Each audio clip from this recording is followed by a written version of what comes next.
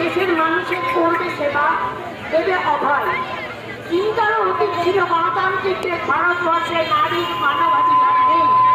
শ্বাসরোধ করছে যখন দানব প্রশ্ন চোখে, কেন যুগ যুগ ধরে হেতাল করে প্রিয়াঙ্কা, কেন তাপসী মালিক, শিশু আসিফা, গীতা, শিশু 5-7 বছরে, আমি জানি তখন আমার জানে তারাও পর্যন্ত এই অন্যায়ের শিকার হয়েছিল, অথচ কোনো বিচার পাইনি।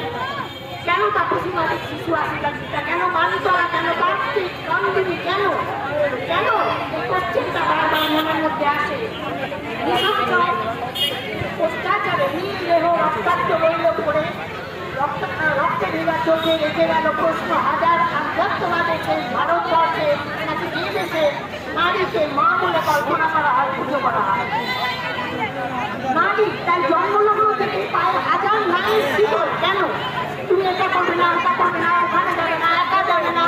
তাহলে সে তার তো স্বাধীনতা থাকবে না গণতান্ত্রিক দেশে। অভয়ের রক্তে চোখের জলে ভেজা বাংলার ভারতবর্ষের বীরাঙ্গনাদের মাটি। আর প্রশ্ন, গণতন্ত্রের দরবারে স্বাধীনতার ৭৮ বছর পরেও নারী স্বাধীনতার ঘরের তালা বন্ধই রয়ে গেল কেন?